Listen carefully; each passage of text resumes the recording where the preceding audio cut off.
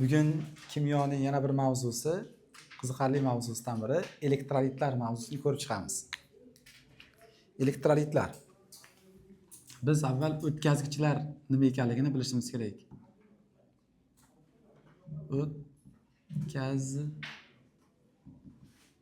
O'tkazgichlar.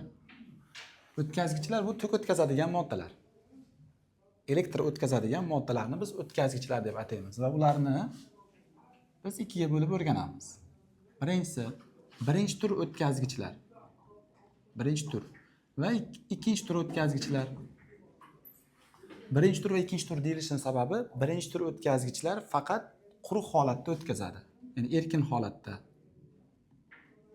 Erkin, ya'ni ikkinchi nomi quruq holatda tok o'tkazadi. Buni biz birinchi tur o'tkazgichlar deymiz. Va bunga metallar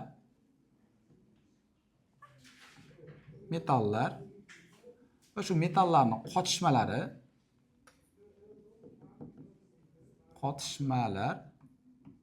va ba'zi metal emaslar kiradi. Ba'zi metal emaslar. Masalan, uglerod, kremniy elementlarda ham shu tok o'tkazgich xossasi bor, ya'ni quruq holatda o'zi bo'lsa ham tok o'tkazishi mumkin. Bularni biz birinchi tur o'tkazgichlar deb ataymiz. Metallarga mis, kumush, oltin, temir, qo'rg'oshin, qalay bular hammasi tok o'tkazadigan metallar. Qotishmalarga shu aytaylik alyumin bilan mis, temir bilan rux qotishmalari, bular qotishmalar tarkibiga cho'yan, po'latlar ham kiradi, ular ham tok o'tkazadi quruq holatda. Ikkinchi tur o'tkazgichlari esa quruq holatda, ya'ni erkin holatda tok o'tkazmaydi, ular eritma holatda tok o'tkazadi yoki suyuqlanma holatda tok o'tkazadi.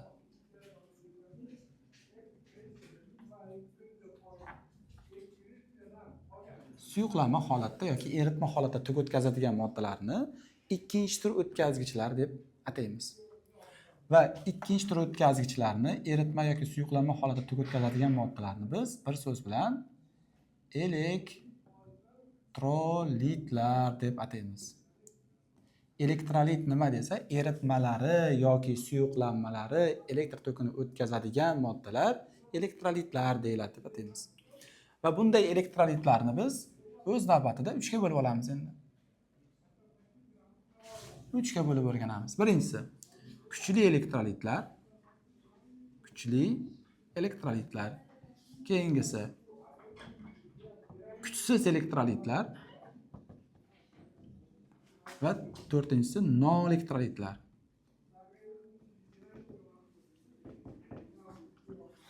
Kuchli elektrolitlarning dissotsiyalanish darajasi, ya'ni ionlarga ajralish darajasi 30% dan to 100% gacha qabul qiladi. Ya'ni ionlarga ajralish bor-ku suvga tushganda. Shuni qiymati 30% dan yuqori bo'ladi. Kuchsiz elektrolitlarning dissotsiyalanish darajasi esa 3% dan to 30% gacha qiymatlarni qabul qiladi. Noelektrolitlarning dissotsiyalanish darajasi esa 0% dan to 3% gacha bo'lsa, ularni biz noelektrolitlar deb ataymiz. Demak, elektrolitlarni tok o'tkazish darajasi nimaga qarab aniqlanar ekan? Dissotsiyalanish darajasiga qarab aniqlanadi. Ya'ni dissotsiyalanish darajasi degani 100 ta molekuladan nechtasi ionga ajraladi. Shuni ko'rsatadigan narsa dissotsiyalanish darajasi deyiladi. Masalan, abduqahhorning dissotsiyalanish darajasi 40% desa, 100 ta abduqahhor suvda eriydi, shundan 40 tasi ionga ajraladi. Kation va anionga ajraladi. Bu jarayon dissotsiyalanish deyiladi. Demak, 100 tadan 30 tadan 100 tagacha dissotsiyalansa, bu kuchli elektrolit deb ataladi. Va kamroq. Endi kuchli elektrolitlar, ya'ni ko'proq ionga ajraladigan moddalar kimlar bunga misol bo'ladi desa, aytamiz. Birinchisi kuchli kislotalar. Kuchli kislotalar soni 11 ta. Buni yodlattirib qo'yaman hozir. Kuchli kislotalarning hammasi suvda eriydi, yaxshi dissotsiyalanadi va eritmalari va suyuqlanmalari tokni zo'r o'tkazadi. Bunga 11 ta kislotamiz bor. Hammasini juftlab yodlaysiz. Nitrat, sulfat,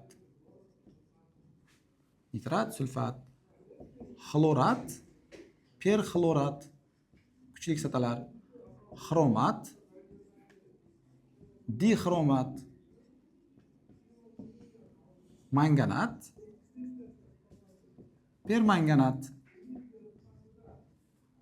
xlorid, bramid va yodid. Mana shu kislotalarimiz kuchli kislotalar deyiladi va mana shu kislotalarning suvdagi eritmalari to'kni yaxshi o'tkazadi. Ya'ni kuchli elektrolit hisoblanadi.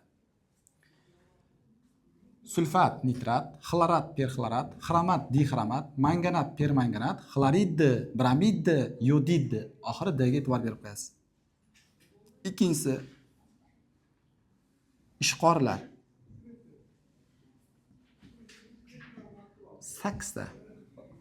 8 ta ishqor va uni suvdagi eritmasi kuchli elektrolit hisoblanadi. Bunga kimlar kiradi?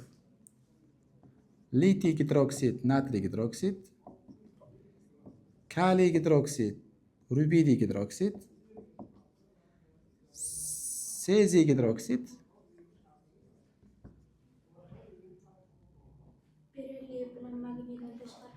kirmaydi. Ha, kalsiy gidroksid, bariy gidroksid, kim qoldi? Stronsiy gidroksid. Demak, mana shu moddalarning suvdagi eritmalari ishqorlar deyiladi. Ya'ni bu o'zlari asoslar sinfini suvda eriydiganlari, asoslari suvda eriydiganlarni ajratib olib, biz ularni ishqorlar deymiz. Ishqor degani o'yuvchi degani. Qizlar kir yuvganda qo'li oppoq bo'lib teri ko'chib ketadi, shu ishqordan. Mana bu natriy gidroksid bo'ladi. Demak, bular ham kuchli elektrolit hisoblanar ekan. Endi uchinchisi ham bor. Uchinchisi shartini qarang. Suvda eriydigan barcha tuzlar. Suvda eriydigan barcha tuzlarimiz kuchli elektrolit hisoblanadi. U tuzni tarkibidagi elementni yoki kislota qoldig'ini, metal emasdi, kuchli, kuchsiz ekanligini umuman farqi yo'q. Suvda erisa bo'ldi, bitta shart. Tuz suvda eriydimi? Ha, bo'ldi, kuchli elektrolit hisoblanadi. Suvda eriydigan barcha tuzlar. Bunga misol keltirib qo'yaman. Masalan, natriy xlor, kaliy sulfat, ammoniy nitrat. Misol uchun kalsiy karbonat desam bo'ladimi? Bo'lmaydi. Chunki kalsiy karbonat ohak tosh, marmar, stalagmit, stalaktit deb yuritiladi. Kalsiy karbonat suvda erimaydi. Shuning uchun tuzlarni yozib ketaverma bir chekkadan. Suvda eriydiganini yoz. Demak, bu kirmaydi ekan. Kalsiyni boshqa tuzni olaman. Masalan, kalsiy xlorid suvda eriydi. Bariy sulfat desam bo'ladimi? Yo'q, bo'lmaydi. Bariy sulfat ham cho'kma. Nima ham olmaymiz? Bariyni boshqa tuzni olamiz. Suvda eriydigan tuz. Masalan, bariy nitrat. Bariy nitrat suvda eriydi. Yoki kumush xlorid desam bo'ladimi? Cho'kma, oq cho'kma, sezib qoldinglar bu safar. Misol uchun kumush nitrat deyman. Demak, suvda eriydigan barcha tuzlar kuchli elektrolit hisoblanadi. Suvda erisa bo'ldi. Endi mana azizda savol tug'ilyapti. Domla, men hamma tuzni bilmayman, suvda erish-erimasligini. Bilsam osh tuzini bilaman. Osh tuzini ko'rganman, qolgan hech qaysini ko'rmaganman. Qayerdan bilaman desa, davriy sistemaning orqasida eruvchanlik jadvali bor. Shunga bitta qarab olasiz. Kation bilan anion urishtirasiz.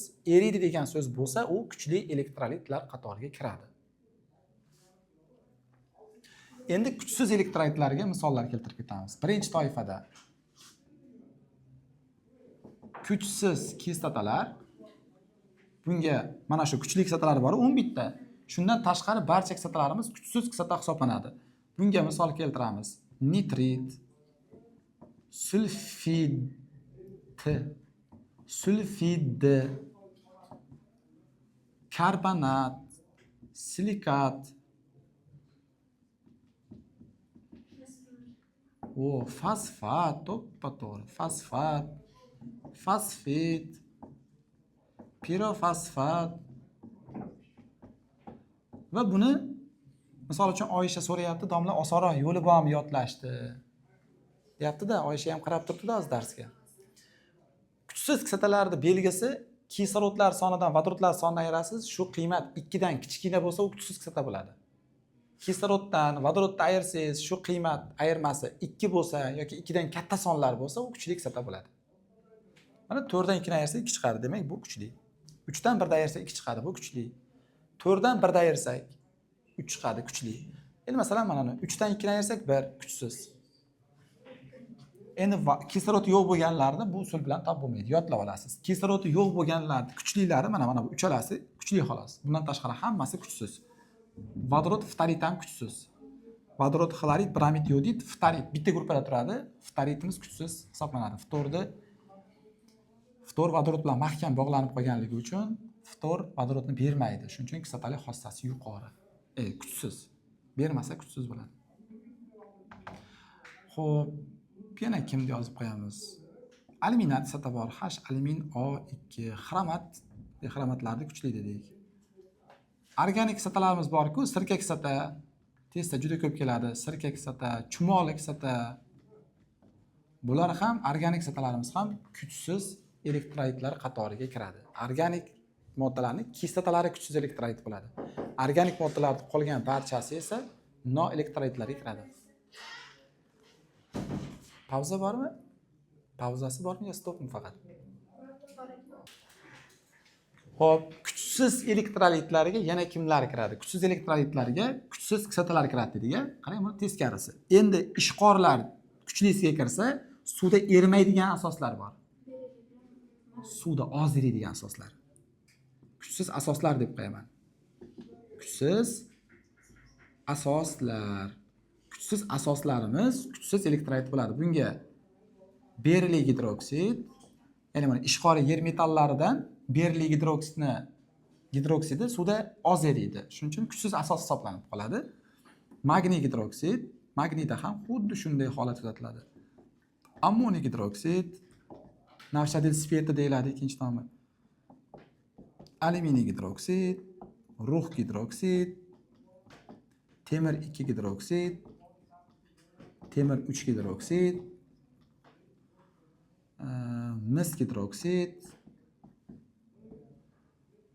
masalan qo'rg'oshin gidroksid, bularda hammasi kuchsiz asoslar deyiladi. Kuchsiz asoslarimiz nimaga kirar ekan? Kuchsiz elektrolitlar qatoriga kiradi. Endi uchinchisi, mayt yozib qo'ysam bo'laverami? Uchinchisi sig'mayapti doskaga. Endi suvda kam eriydigan moddalar. Suvda kam eriydigan tuzlar kuchsiz elektrolitlar hisoblanadi. Bunga kimlar kiradi? Misol uchun kumush xlorid, hali aytganimizdek, kalsiy karbonat, ozgina bo'lsa ham eriydi bular suvda. Misol uchun bariy sulfat, cho'kmalarimiz, mis 2 atsetat, misol uchun CH3COO dan 2 ta yoki qo'rg'oshin xlorid, kalsiy fosfat, kalsiy 3Po4 dan 2 ta, litiy fosfat, litiy 3Po4. Bu ham cho'kma. Ko'pchilik suvda eriydi deb o'ylaydi. Demak, suvda kam eriydigan moddalar, bular hammasi kuchsiz elektrolitlar hisoblanar ekan. Endi noelektrolitlar jadvaliga o'tamiz. Noelektrolitlarga kimlar kiradi? Davriy sistemadagi moddalardan kelib chiqib, noelektrolitlarga gazlar kiradi. Gazlar bor-ku. Kimlar u gazlar deganda? Kimlar tushunamiz? Vodorod, xlor, kislorod, azon, misol uchun amyak, yoki metan, CH4. Bu cheksiz davom ettirsa bo'ladi gazlar. Normal sharoitda gaz bo'ladimi? Ular suvda kam eriydi. Erigan eritmalari ham noelektrolit hisoblanadi. Ya'ni ularda eritmalar umuman to'k o'tkazmaydi. Va ikkinchi toifada cho'kmalar, mutlaq suvda erimaydigan moddalar. Cho'kma u tuz bo'lishi mumkin yoki biror bir metal bo'lishi mumkin, suvda erimaydigan yoki qattiq qoldi birorta jism, tog' jinslari bo'lishi mumkin. Bularning hammasi noelektrolitlarga kiradi. Uchinchisi, organik moddalar. Organik moddalarimiz ham noelektrolit hisoblanadi. Ya'ni organik moddalardan kimlar? Birinchi navbatda uglevodorodlar. Ya'ni bunga metan, eten alkenlardan, etilen, astilen, benzo. Har biriga bittadan misol qilib qo'ydim. Siklopropan ham bo'lishi mumkin masalan. Siklopropan.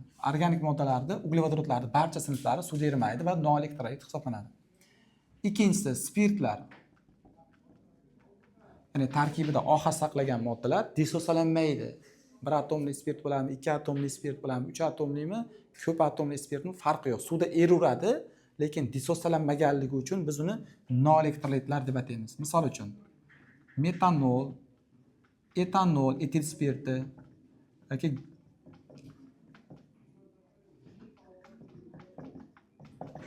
etilen glikol yoki glitserin. Formulalarni yozib qo'yapman, nomlarini og'zaki aytib beryapman. Glitserin, etilen glikol, etanol, metanol spirtlarda hammasi suvda erimaydi va suvda eriydi, disosiyalanmaydi, ionga ajralmaydi va to'k o'tkazmaydi. Bunday moddalar nima deymiz? Noelektrolitlar deb ataymiz. Va S, uglevodlar. Uglevodlar, ya'ni shirin moddalar.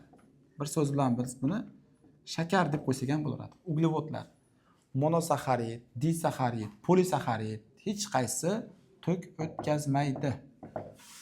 Masalan, glukoza S6H12O6, glukoza, shakar o'tkazmaydi. S12H22O11. Buni nomi maltoza deyiladi. Disaxarid. Disaxaridlar ham o'tkazmaydi.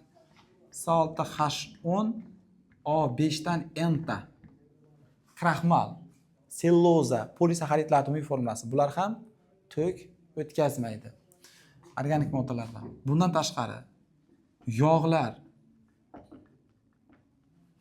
yog'lar bor-ku, to'yingan yog', to'yinmagan stearin, palmitin, olein, linol, linolein hammasi to'k o'tkazmaydi. Yog'larning barchasi, ya'ni glitserinni murakkab efirlari, glitserinni karbon kislorodi bilan qilgan murakkab efirlar to'k o'tkazmaydi.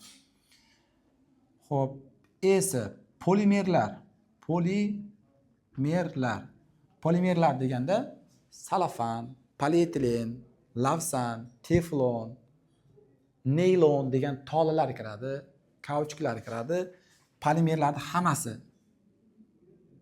yuqori molekulyar birikmalar deyiladi. Yuqori molekulyar birikmalar polimerlar deyiladi. Bular ham to'k o'tkazmaydi, nomolekulyar moddalarga olasizlar. Endi test ishlayotganimizda bizda mana bunday joy keladi. Kuchli elektrolit toping va noelektrolit toping deydi xolos. Ikkiga bo'ladi xolos testdagilar. Ya'ni kuchlilar shular, noelektrolitlarga mana bularni ham olaverasiz, mana ularni ham olaverasiz. Mana bu ikkalasi bitta toifaga kiradi. Xohlasa noelektrolitlar deb bitta nom bilan aytadi, xohlasa kuchsiz elektrolitlar deb turib noelektrolitlarni ham qo'shib oladi javobga. Ya'ni kuchsiz elektrolitlar ham bir qarashda noelektrolitlarga o'xshaydi. Ya'ni bir-biriga juda ham yaqin. Tushunarlimi? Xo'p, buni aytdik. Endi yana bitta narsani tushuntirib qo'yishimiz kerak. Ionlar degan narsa. Larni qo'shmay turaylik, ion nima deb savol beramiz. Misol uchun sizga beraylik, ion nima? Malades. Ion deb zaryadlangan zarrachalarga aytamiz. Ion so'zini lug'aviy ma'nosi nima? Birga. Zaryadlar to'plami.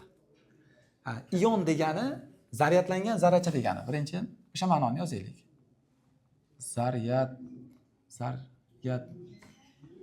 Zaryadlangan zarrachalar ionlar deyiladi. Bu ma'nosi. Ion so'zining ma'nosi. Endi birga bir tarjima qilsak, ion degani kezib yuruvchi degani. Kezib yuruvchi.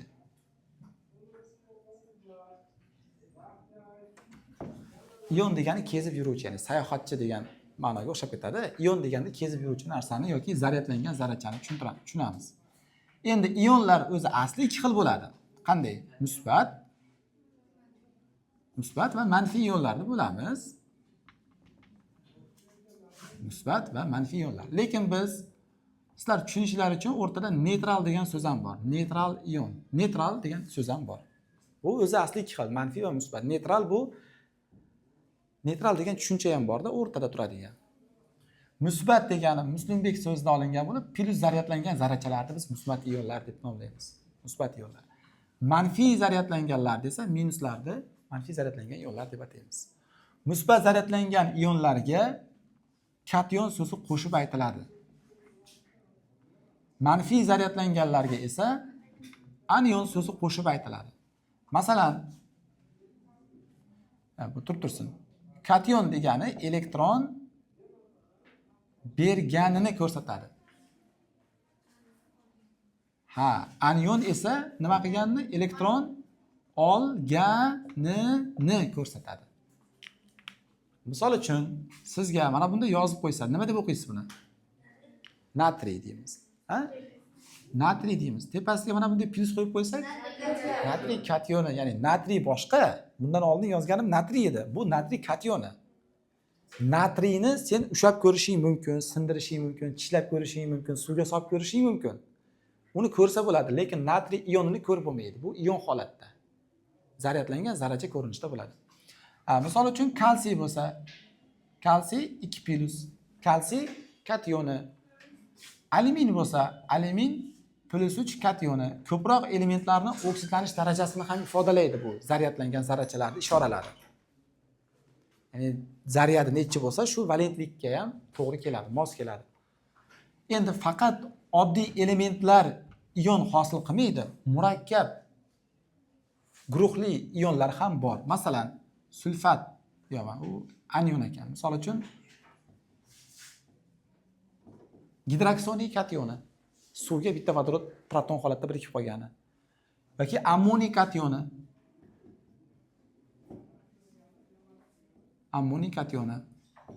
Ya'ni faqat elementlarda uchramaydi ekanda, mana shu elementlarda uchrasa, element nomiga kation so'zi qo'shib qo'yiladi. Masalan, kalsiy kationi, natriy kationi, alyuminiy kationi, gidroksoniy kationi, ammoniy kationi. Tushunyapsizmi? Oson ekan.